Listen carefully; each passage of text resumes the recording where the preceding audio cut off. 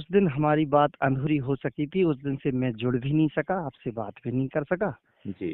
जो मैंने महाकाव्य लिखा है हम्म।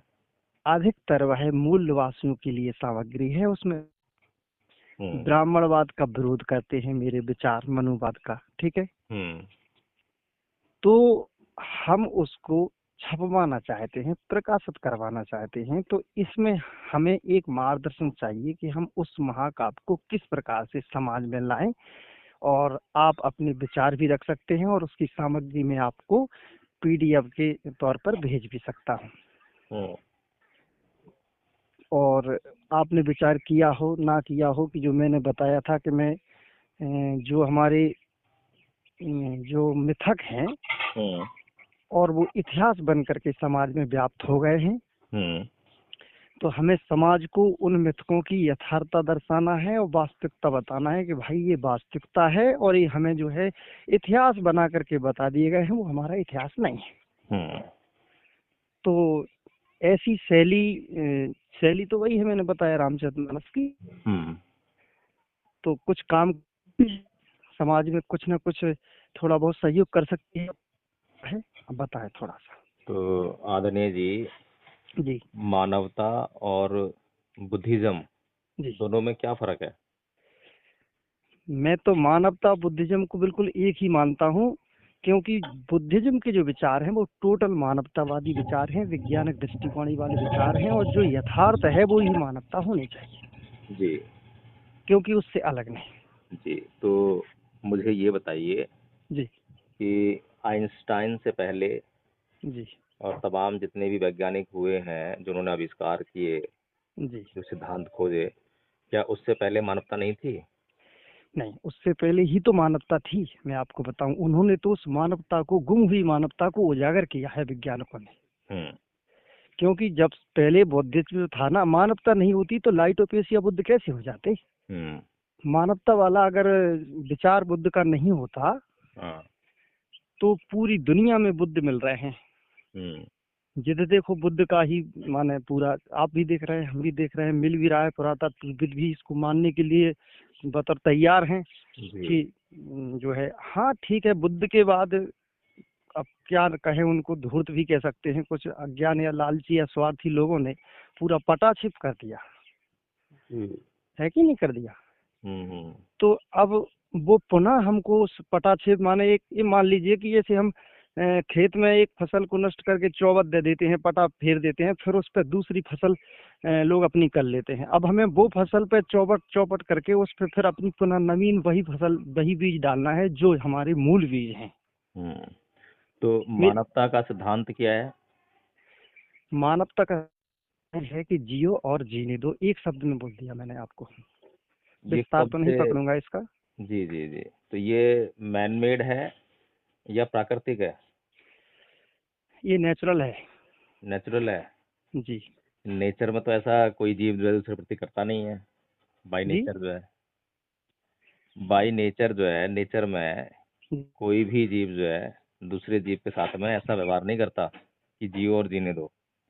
अपने लिए दे, जीने की सभी महत्वाकांक्षा करते देखिए, हैं, आकांक्षा करते हैं। मैंने जियो और जीने दे की जो आपको परिभाषा दी है एक शब्द में, वो हम्म। मैंने मानव को लेकर दी है, अन्यथा जीवों को लेकर नहीं दी है। हम्म। क्यों कि हम्म। इन जीवों से उठ करके हम मानवता, माने एक मानव बने हैं, ठीक है। हम्म। यानी उनसे हटके हो गए हैं। हम्म। हमें क्या आ गया है, हमें नैतिकता आ गई है, हम्म। हमें संवेदनता, भावनाएं आ गई हैं जो जी, जब ये हम जो उनसे हटके हो गए जी। अब जियो जब उनसे, जी जी जी जियो और बोले, जीने दो की जो अवधारणा है ना, जी ये मनुष्य की इच्छा हो सकती है, उसकी आवश्यकता हो सकती है, बिल्कुल। लेकिन प्रकृति जो है उसको सरवाइव करने के लिए कुछ भी करने के लिए कहती है। प्रकृति तो अपने हिसाब से चलेगी, हाँ।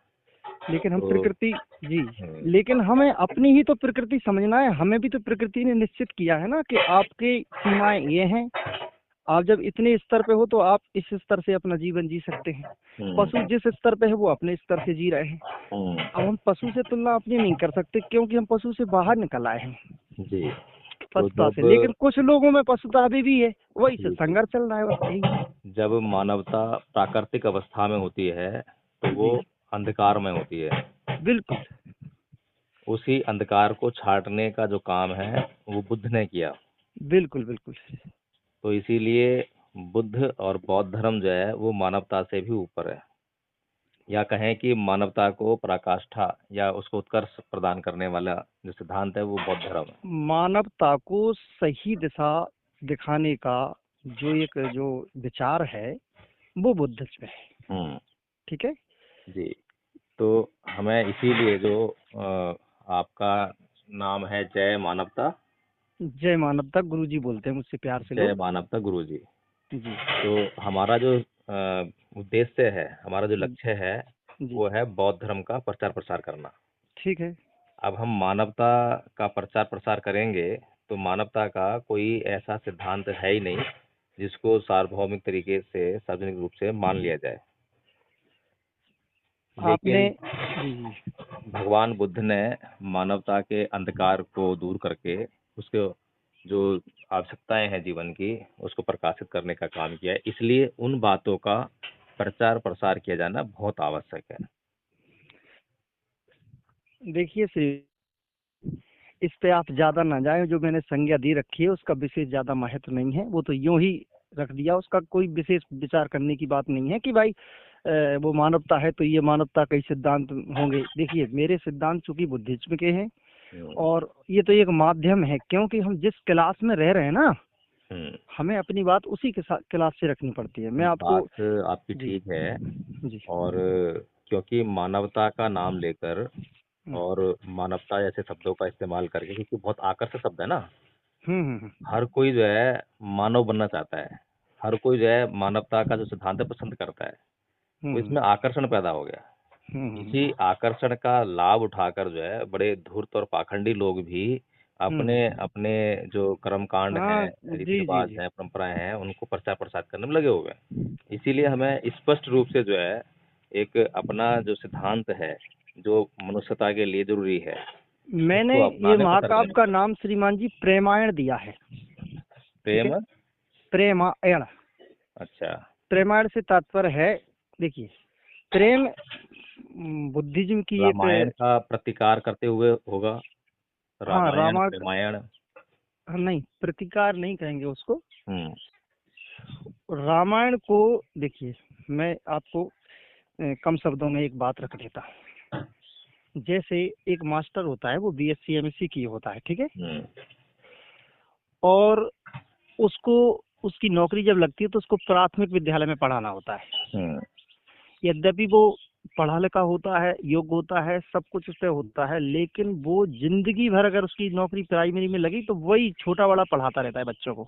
यानी उसकी योग्यता का सदुपयोग नहीं हो पाता। उसे क्या पढ़ाना चाहिए, अपने विचार कहाँ प्रेषित करना चाहिए, वो जो है उसको क्लास नहीं मिलती। मेरी समस्या यही है कि मुझे क्लास नहीं मिल रही है। ठीक है।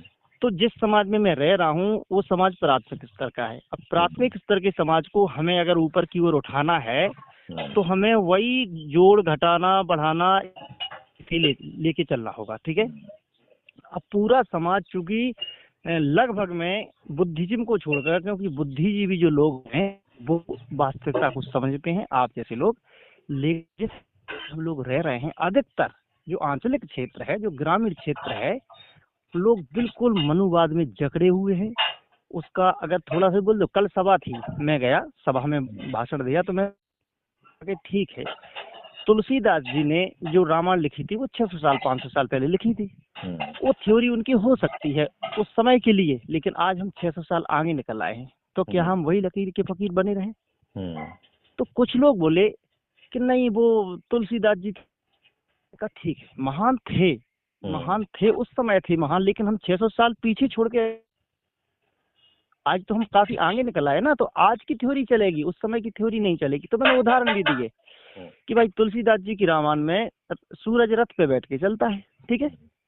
उदयाचल से अस्ताचल की यात्रा करता है, चंद्रमा पे एक खरगोश बैठा हुआ है। वो 600 साल की थ्योरी थी, लेकिन आज हम सूरज को जान चुके हैं, चंद्रमा को जान चुके हैं, अच्छी तरीके से समझ चुके हैं। तो आज क्या हम वही रथ पे बैठा के सूरज को घुमाएं?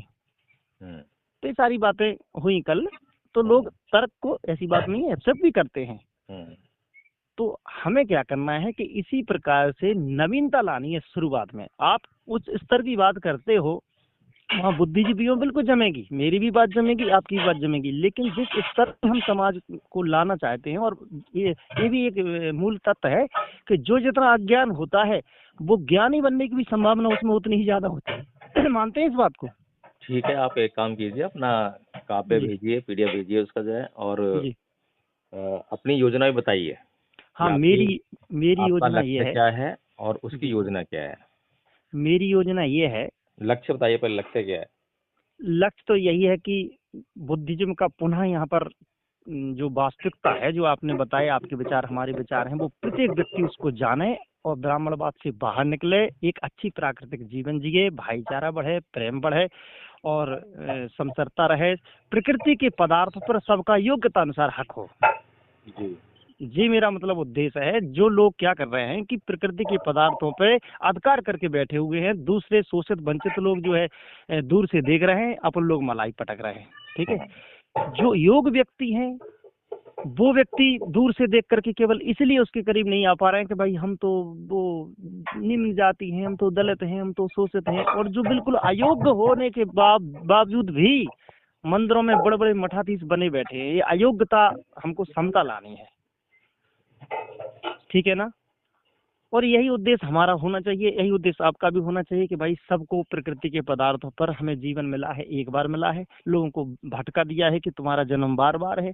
लोगों को ये कुछ मिथक हैं, उन मिथकों से बाहर निकाल करके उनको वैज्ञानिकवाद और बुद्धिज्म और माने जो वास्तविकता है, यथार्थवाद है, उसका दर्शन हमें समाज में किसी प्रकार, चाहे वो काव्य के माध्यम से हो, चाहे वो बोल वचन के माध्यम से हो, चाहे वो संवादों के माध्यम से, यूट्यूब के माध्यम से, जैसे भी हो, हमें वास्तविकता जितना हम जान सके हैं अभी तक, उतना तो ज्ञान हमें समाज को देना चाहिए, ताकि लोग जगे और प्रेम पूर्वक जीवन यापन करें।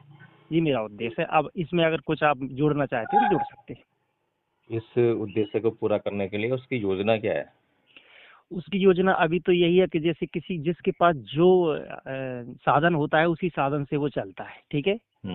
मेरे पास जो साधन है कि वो क्षमता है कि रामचरितमानस की तरह, मैंने देखिए साहित्यकारों में यही नहीं कि एक महाकाव्य लिखा है, मैंने बहुत साहित्य लिखा है, और वो आपको दर्शन कराऊंगा मैं।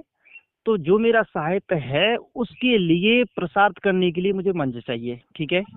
क्योंकि मंच नहीं होगी तो उसका कोई मतलब नहीं होगा, कागजों में पड़ा रह जाएगा। तो तो आपका जी, रामचरितमानस में विश्वास है। नहीं, रामचरितमानस की केवल मैंने शैली इसलिए अपनाई है कि हमारे पूरे क्षेत्र में अभी 4 रामायणों की आवाज आ रही है मुझे, यहाँ पर 4 रामायण हो रही हैं चारों तरफ है। तो उसको दिन रात जो है पढ़ते हैं लोग, पढ़ के पूजा करके रख देते, ब्राह्मण दक्षिणा लेके चला जाता है, कोई उसका मतलब नहीं। हाँ, रामचरितमानस कोई तरीके से अगर पढ़े भी तो उसमें से कुछ अच्छा ही निकाली जा सकती है, ऐसा नहीं है कि मैं उसका विरोध कर रहा हूँ। तो रामचरितमानस को इस शैली में पढ़ने वाले लोग और सुनने वाले लोग क्या जी, उसको समझ पाते हैं कि उसमें क्या बिल्कुल लिखा नहीं है। समझ पाते, वही बात मैं कर रहा हूँ आपसे जी। श्रीमान। तो इसी प्रकार से जो उसी शैली में हम लोगों को सुनाएंगे, पढ़ाएंगे, क्या उसको समझ पाएंगे। इतना है कि जब कोई नई चीज आती है ना, तो एक बार तो कोई भी गहन अध्ययन करता है। जब ये रामचरितमानस शुरुआत में आया था ना, तो लोगों ने पढ़ा, तब तो ये लोग प्रवचन कर ही पाते हैं। नहीं, पढ़ना और गहन अध्ययन करना तो बुद्धिजीवी वर्ग का काम है। आम जनता जो है ना तो पढ़ती है ना गहन अध्ययन करती है, वो तो भेड़ बकरी है। श्रीमान उसको जी, अभी एक मेरा सिद्ध रामचरितमानस में रस आ रहा है, सुनने में मजा आ रहा है, तो अभी जो है एक वो प्रेमायण में एक आ जाएगा मजा। एक एक मेरा सिद्धांत है हम्म कि नल के नीचे जो धरे घट औंधा के कोई, भले ही वो भर घट कृष्ण वो घट घर ना भले तो शीतलता तो होई। हम्म ऐसा नहीं है कि अगर अपन घट औंधा कर नल के नीचे रख दे तो नहीं भरेगा, आपको पता है, मुझे पता है, नहीं भरेगा, लेकिन वो ठंडा तो पड़ जाएगा ना। तो ऐसा नहीं है कि उसका कोई प्रभाव नहीं होगा, प्रभाव होगा। आप कितना समझ पाते हैं उसको, मैं कितना समझ पाते हैं, जब हम उसकी बात को रखेंगे जैसे। आदरणीय जी, जी जी जी। ये जो संसार है ये चलता है संस्कृति से, आदतों से। हम्म, और ये आदत का निर्माण जो है बचपन से होने लगता है। जिस व्यक्ति में जैसी संस्कृति हम प्रवेश करा देते हैं वो उसी संस्कृति का गाना गाने लगता है। कोई हिंदू जो है बचपन में कभी नहीं जानता कि मैं हिंदू हूँ, ना कोई जी मुसलमान जानता कि मैं मुसलमान हूँ, लेकिन उसका परिवार, उसका समाज उसको गाना गाता है हमेशा जो है कि तू हिंदू है, तू मुसलमान है। तो वो फिर अपने आप को वही मानने लगता है कि हाँ मैं तो हिंदू हूँ, मैं मुसलमान हूँ। फिर जो इन बातों से जुड़े हुए विश्वास हैं, परंपराएं हैं, उसमें भी उसका विश्वास पक्का होते चले आता है। तो इसीलिए इस दिशा में काम करने की जरूरत है। हमें जो है जो बच्चे होते हैं, बचपन होता है, वहाँ से शुरुआत करने की ज़रूरत है। आज अगर आप किसी 20-25 साल के युवा को कुछ समझाने जाएँगे, तो जो उसने विश्वास अपने भीतर बैठा रखा है, उसको तोड़ना जो है बहुत मुश्किल हो जाएगा।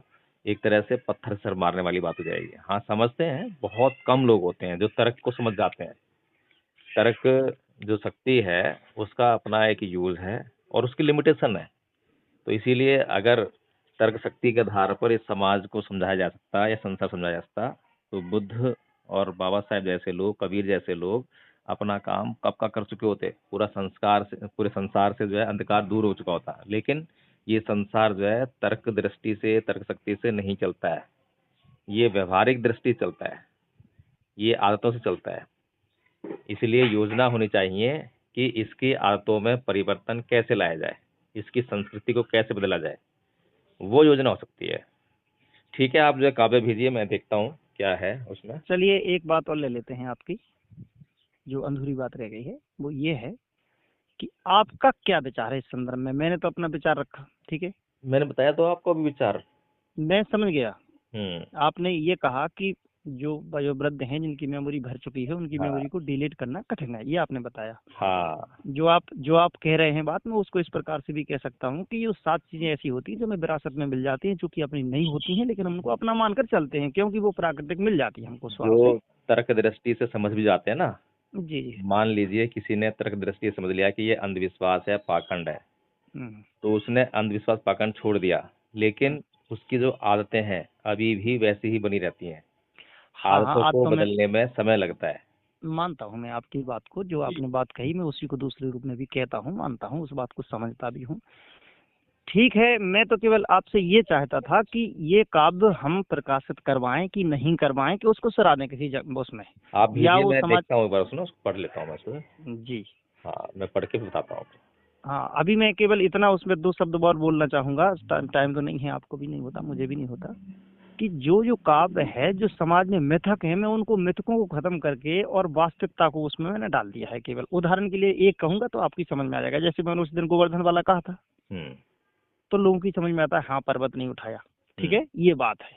उसी प्रकार से जितने भी मिथक है उनने कहीं वो हनुमान जी बंदर थे, ये थे, वो थे, लोगों को नहीं है पता, तो वो लोग ऐसे ही मान के पूज रहे हैं। जितनी मंदिर हमारे क्षेत्र में हनुमान जी के होंगे या हनुमान जी के नाम पर, उतने कहीं नहीं होंगे। तो जो वास्तविकता हनुमान जी की है, जो हमने इतिहास में रिसर्च करके समझा कि भाई एक बानर जाति है, जो बंदर जैसे आदिवासी लोगों में कई जातियां होती हैं, ऐसी एक बानर जाति रही होगी कोई। तो अभी हमें उस मिथक को बिल्कुल पूरी तरह समाप्त नहीं करना है, अभी हमें रूपांतरित करना है। जैसे ही रूपांतरित होगा वो कमजोर पड़ जाएंगी, उनकी ठीक है, जड़ें कट। सभी कार्य जो इस दिशा में चल रहे हैं अंधविश्वास पाखंड को समाप्त करने के लिए, सभी महत्वपूर्ण है। हाँ और सभी कार्य चल रहे हैं, कुछ ना कुछ तो असर आ ही रहा है। हाँ, बस यही मेरा मतलब है। हाँ, ठीक है, आप भेजिए, मैं देखता हूँ। ठीक है।